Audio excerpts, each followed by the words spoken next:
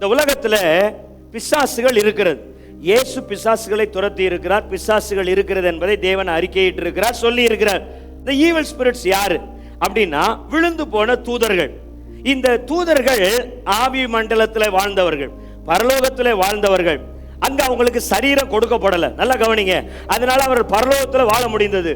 பரலோகத்திலிருந்து அவர் தள்ளின பிறகு, பரலோகத்திலிருந்து அவர்கள் விழுந்து போன பிறகு அவர்களால் பரலோகத்திலையும் வாழ முடியல. பூமியில வந்து வாழலாம்னா அவங்களுக்கு என்ன இல்லை? சரீரம் இல்லை. சோ அவர்கள் சரீரத்தை தேடி அந்த பேய்களாக அலைந்து கொண்டிருக்கிறார். மனிதனுடைய ஆத்துமாக்கள் அல்ல, அவைகள் தூதர்களாக இருந்த ஆவிகள். இப்ப இந்த ஆவிகளை எப்படியாவது இந்த மனுஷனை ஏமாத்தி மனுஷனுக்குள்ள வந்து வாழணும். அதனாலதான் அது என்ன பண்ணுது? பணத்து மேல நான் I am not a slave to moneyனா என்னகிட்ட அந்த பண ஆசை, அந்த ஆவி வந்து என்கிட்ட வாழ முடியாது.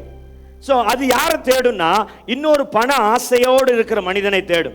பெண்கள் மேல இச்சையோடு ஒரு மனுஷன் இருக்கிறான்னா அந்த மனுஷனை இச்சையின் ஆவிகள் தேடும். யாராவது ரொம்ப கோவப்பட்டுக்கிட்டே இருக்கிறான்னா அவனை கொலை வெறியின் ஆவி, தற்கொலையின் ஆவி தேடும். ஒருத்தன் எப்போ பார்த்தாலும் டிப்ரெஸ்டா இருக்கிறான்னா தற்கொலையின் ஆவி அவனை தேடி போகும். ஏன்னா நல்லா கவனிங்க, நீ ரொம்ப கோவப்பட்டே இருந்தீன்னா கொலை வெறியின் ஆவி வந்துடும். கொஞ்சம் கொஞ்சமா கோவம் பெருகிட்டே போகும். You are inviting the evil spirits to reside in you. அதான் ஆண்டவர் சொன்னார், பிசாசுக்கு இடம் கொடாதிருங்கள், பிசாசு கேப் கொடுக்காதரா அப்படிங்கிறார்.